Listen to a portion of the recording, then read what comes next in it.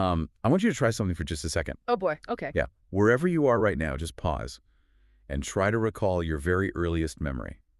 That is actually a really tough thing to do on command. It is, right. Yeah. But dig way back to the very edge of your conscious mind. And when you pull that memory up, I am willing to bet it does not play back in your head like a perfectly scripted movie scene. Oh, definitely not. There is no, like, clear beginning or rising action. Exactly. No tidy resolution either.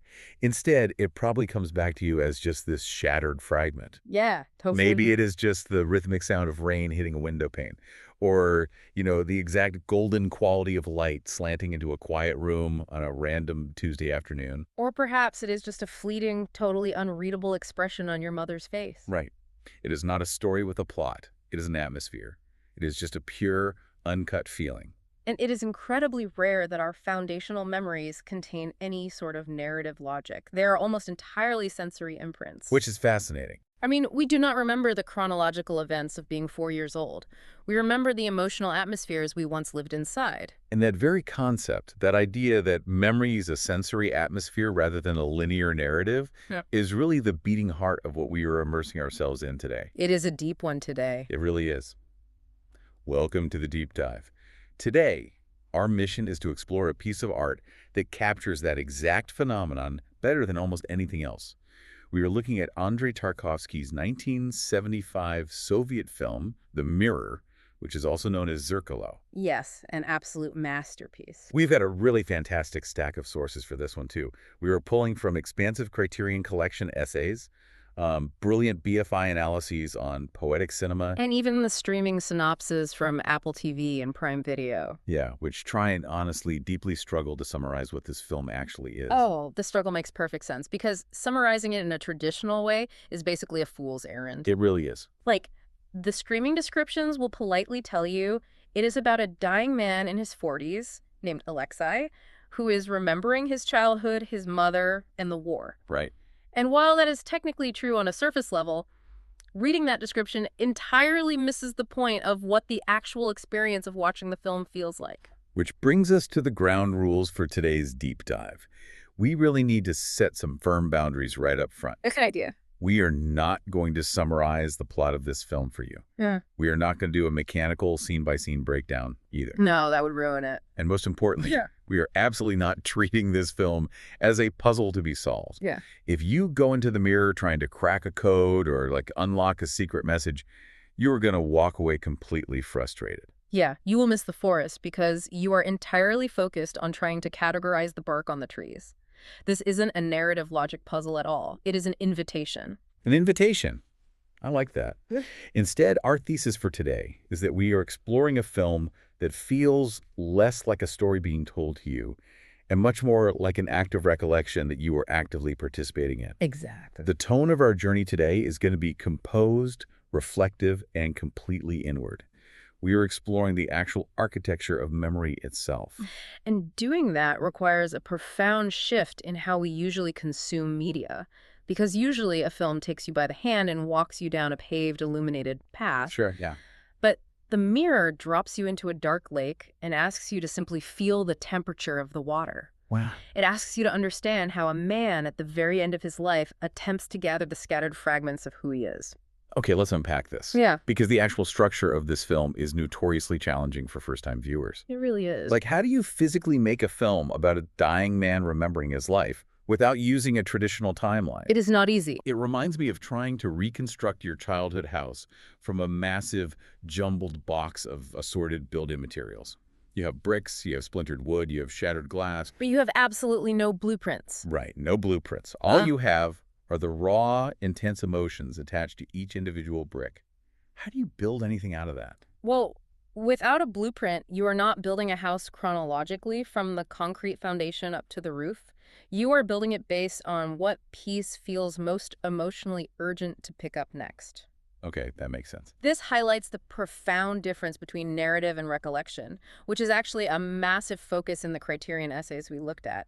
Think about how you actually tell a story to a friend at a crowded bar. Oh, right. You never start at the exact chronological beginning of the event. Exactly. You start with the most intense, memorable moment, like the climax or the funniest part, and then you spiral outwards, filling in the context as you go. Yeah, that is so true. Tarkovsky basically just took how our human brains naturally operate and projected it onto a screen. Narrative sequence is logical. Event A happens, which causes event B, which leads to event C. But recollection is completely psychological. Yes. So you might think about your mother's face, which triggers a feeling of profound loss, which suddenly drops you into a visceral memory of a burning barn when you were 6 years old. Right, and then that uncontrollably flashes forward to a bitter argument with your ex-wife 30 years later. Precisely. Tarkovsky completely abandons chronological sequence because human memory is beautifully, messily nonlinear. The past, the present, and the future aren't neatly separated into different rooms.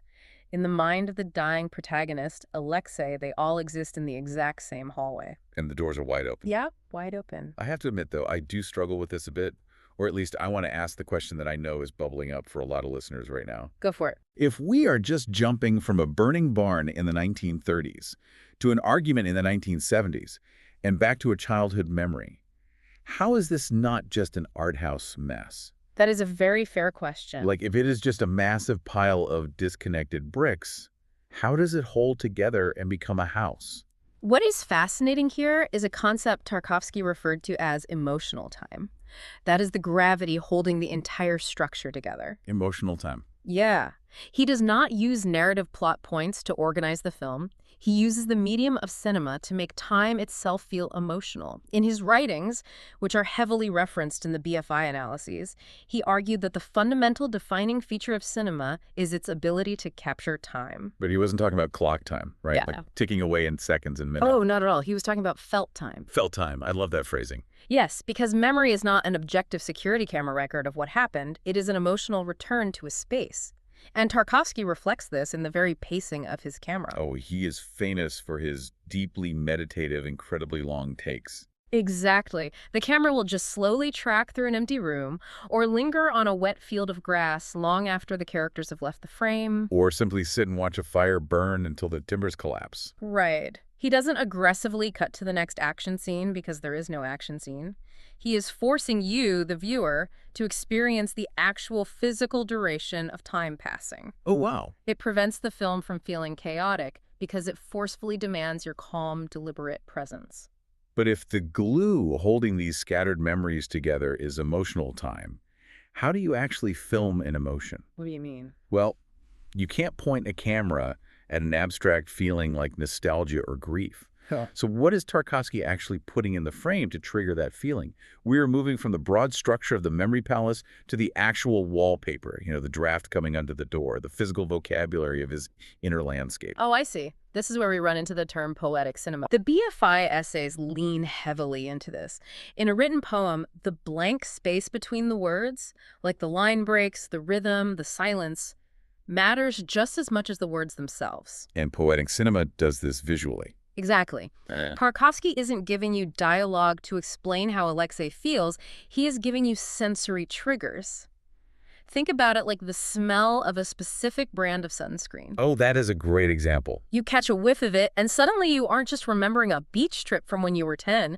Your brain physically puts you back on that warm sand for a split second. I noticed in the analyses they talk heavily about his elemental visual choices to achieve that. Like, the film is absolutely drenched in the natural world. Completely drenched. Wind suddenly whipping through a vast field of buckwheat, rain pouring down indoors, fire, vast open landscapes, and water. So much water dripping and pooling. Yeah. It is like the natural world isn't just a setting. It is acting as a physical mirror for whatever the protagonist is feeling internally. Because for a child, the environment isn't just a passive bead drop. It is an overwhelming, active participant in their reality. Think about how a child perceives a sudden, violent thunderstorm or watches a building burning in the distance. It is monumental. It takes up their entire world. Right. Tarkovsky uses these elements to show how the massive sensory imprints of childhood continue to echo inside the adult. A sudden gust of wind violently blowing a lamp off a table in the film isn't just weather. It is the mechanical, physical manifestation of an invisible memory rushing back into the room. Beautifully put. And that leads into something I really want to put a guardrail around for our listeners. Okay, what is that? The streaming listings, like on Apple TV, heavily emphasize the dream imagery in the film. When a viewer sees a dream sequence, or a burning barn, or a mother watching her hair in slow motion while the ceiling literally crumbles, the immediate trained instinct is to ask, what does that represent? Oh, absolutely. Isn't there a massive danger of over-explaining this? Like feeling the desperate need to decode exactly what a crumbling ceiling symbolizes? It is the single biggest trap modern viewers fall into. We are so conditioned by traditional narrative media to look for the hidden meaning, to crack the symbolic code. We treat movies like escape rooms. We really do. But the critical consensus from the scholars is incredibly firm on this. You must actively resist that urge. Resist the urge to decode the poetry. Completely. The elements in the mirror are not symbolic metaphors standing in for something else. A burning barn isn't a complex metaphor for lost innocence or political upheaval. It is simply a burning barn. Yes. Remembered with the terrifying, mesmerizing, raw awe of a child watching the flames. Wow. The dream sequences where water pours down the walls of a childhood home aren't surreal detours meant to confuse the audience. They function as profound emotional truths. Because in our own dreams, our anxieties, our grief, and our deepest loves are presented to us completely unfiltered, without logic. Exactly. So the overarching lesson here is that some films, just like our most intimate memories, are simply not meant to be solved. They are meant to be experienced. You don't try to academically solve a memory of your mother's face. You just let yourself feel it. Right. The film asks you to just sit in the quiet room with these images and let them wash over you, the same way your own unbidden memories wash over you on a long drive. Because if you try to translate a profound feeling into a rigid academic thesis, you basically kill the feeling. Yeah, that makes a lot of sense. Tarkovsky is relying on the silence and the faces of his actors to carry those unfinished feelings. There are long stretches where the camera just observes the mother or the protagonist's wife. And crucially, they are played by the exact same actress, Margarita Tarakova. Which is brilliant. It beautifully simulates how our memories blur the people we love. The dying man is conflating the mother who raised him with the wife he alienated. It is the ultimate visual representation of psychological baggage. The unresolved feelings from his childhood are literally wearing the same face as his adult failures. But wait, that deeply isolated personal view of memory is only half the movie, right? Oh, absolutely. Because the Criterion sources point out a massive external collision happening at the exact same time. Our inner landscapes, these intimate spaces of the mind, they don't exist in a vacuum. They do not. And here's where it gets really interesting.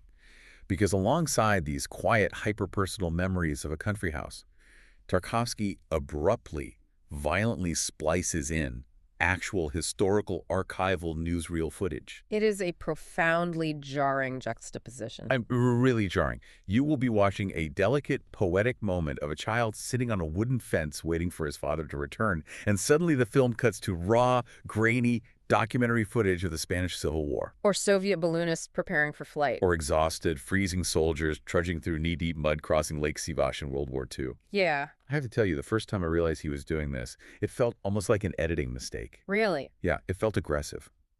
Why would a director work so painstakingly to cast this intimate, hypnotic spell of childhood memory, only to shatter it with actual documentary footage of global war?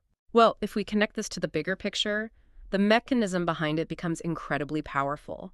This is where personal memory collides with national history. Okay, unpack that a bit. You have to ground this in the historical context. This is Soviet cinema in the 1970s, created by a director who was a young child during the ravages of World War II. Right. In wartime Russia, an entire generation of children had their quiet, personal lives violently interrupted by massive historical forces they couldn't even begin to comprehend. So the father in the film isn't just absent because of standard everyday marital dispute. Yeah. He is absent because history literally drafted him and pulled him out of the picture. Exactly the mechanism I'm talking about. The external trauma of a world at war bleeds directly into the internal personal longing for a mother, for a home, for any sense of stability. That is heavy. It is. The film demonstrates how a massive geopolitical event mechanically translates into a deeply personal, overwhelming sense of absence for a 6-year-old child. So the historical newsreels aren't inserted to give the viewer a dry history lesson. Not at all. They are there to show The massive, unstoppable, grinding machinery of history that was operating in the background, dictating the terms of this specific family's intimate grief. Think about that in the context of your own life. Yeah. Think about how your own quiet, personal childhood memories are unexpectedly tangled up with massive global historical events. Maybe you were a kid during 9/11, or